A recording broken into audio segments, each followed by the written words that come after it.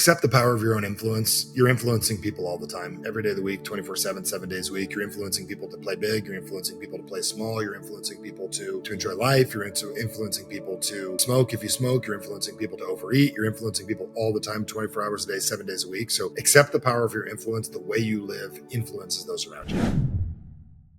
You talk about breaking mental barriers. What's one limiting belief you've seen consistently hold leaders and entrepreneurs back, and how can they overcome that? Biggest issue people have is they become a victim of success, especially successful business owners. You finally get what you wanted and you think you know what you're doing. And that is, I would say the biggest limiting belief is the biggest hidden one. It's not, I'm not good enough. It's not, I'm scared. We're past that, most people, if you're watching this podcast. A lot of us are doing well enough. We're covering the bills at some level. If you're not covering the bills, you want to look at, I'm not good enough and I've got fear. But the biggest ones that I find why people have trouble scaling or going from 1 million to 10 or 10 to 50 to 100 to 250 is their average. And it comes in and they say, I know what I'm doing.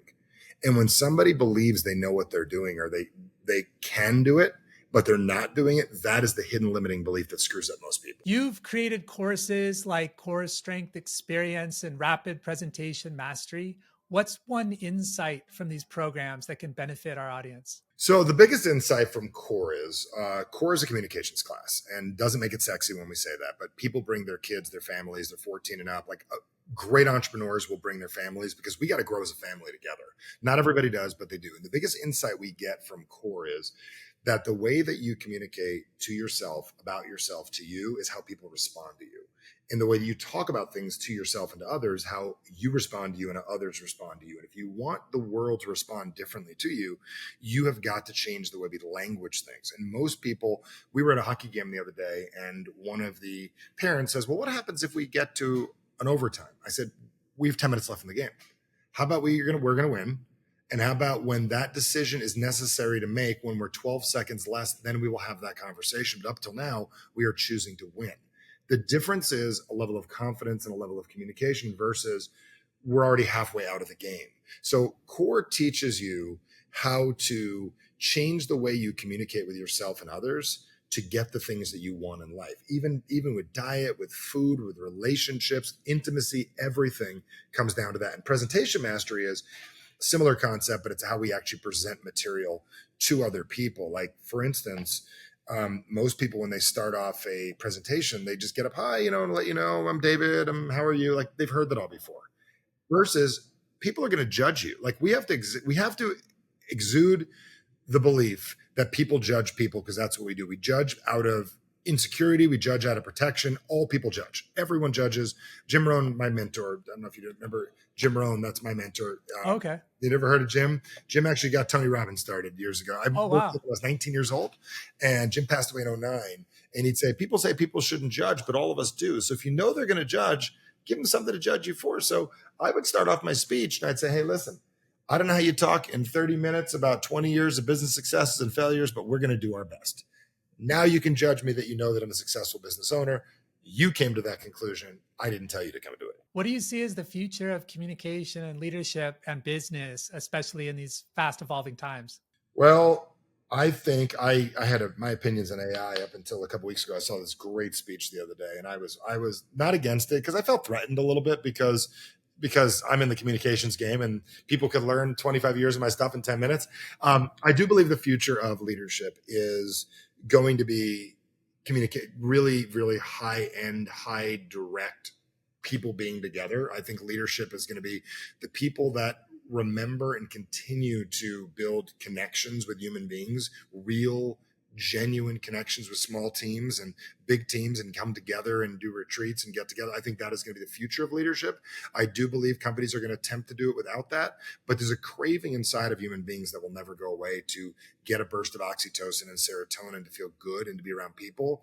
Congregating is a very, very important thing. So I do believe that he or she who figures out how to increase our ability to congregate in an appropriate way, whether it's online or face-to-face or whatever it is, and to really come together and get to know each other, is going to be the future of leadership. It's the current leadership, but I believe that a whole group is going to go in the wrong direction.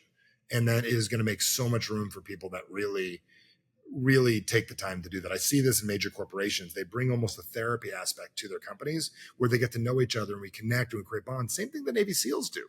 They get to know each other at such a level that they could do anything together. If there's one thing you hope people take away from your teachings and philosophy, what would it be? Accept the power of your own influence. You're influencing people all the time, every day of the week, 24/7, 7 days a week. You're influencing people to play big. You're influencing people to play small. You're influencing people to enjoy life. You're influencing people to smoke. If you smoke, you're influencing people to overeat. You're influencing people all the time, 24 hours a day, 7 days a week. So accept the power of your influence. The way you live influences those around you. And could you walk us through one of your keynotes, like winning with words? What's going through your mind as you're talking to the audience there? See, my keynotes are so different. I don't do like a TED talk where I just talk for 20 minutes. I'm in there with the audience. So one of the coolest things why we always get invited back and people book us all the time and they want to learn, they hire me to teach them how to speak, because when I do winning with words, I teach people how to actually use their words to win in life. And I teach them the simplicity between getting a win, having won, and winning. And most people need to be people that are winning on a regular basis. And winning is a consistent growth towards getting what it is that you want.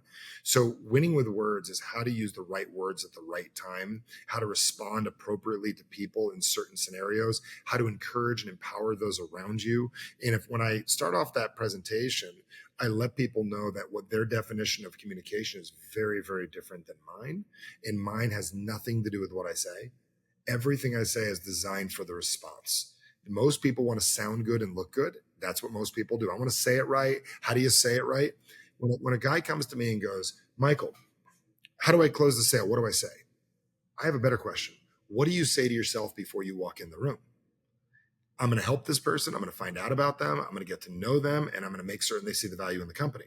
Most people walk in and go, I'm going to sell this guy shit. And the problem with that is they don't sell somebody, or they're overkill. So I teach people to look for how they communicate differently, how they communicate with themselves to get people to respond differently to them. And people can pick up your book, Average Sucks, on Amazon or anywhere books are sold. Amazon, Average, anywhere books are sold, Barnes and Nobles. What's your Canadian bookstore? Chapters. You have Chapters still? I haven't been there. I usually, sadly, buy stuff on Amazon, but we have Indigo. Amazon, Indigo, averagesucks.com. You can go there. That's a great place to get started. And michaelbernoff.com for your courses and events. Yep. Is there anywhere else? I'm sorry? Yeah, I would, I put something together. I'll give you guys this. This is super cool. My team put this together just the other day, so I didn't have it in front of me, but they built a little something. If you want to learn this influence techniques, they put together a little text thing. You text 202-759-4210. You got to figure out how to do it from Canada, but text 202-759-4210. Send the word influence, and there's nothing to sell you. There's nothing. It's 5 days of me giving you little influence tips. They're really cool. It's something we're going to expand out a little longer, but it's something we created, and it's new. So we're making it prettier. We're making it more exciting. But yeah, text influence to 202-759-4210. And I'd love to send you some really great stuff. Brilliant. We'll put that on the screen and in the show notes. Thank you, Michael, for those quick wins. I'll definitely that'll inform how I talk to my team and my prospects. I'd love it. I'd love to hear the results you get. I know you're going to do a great job. Thank you.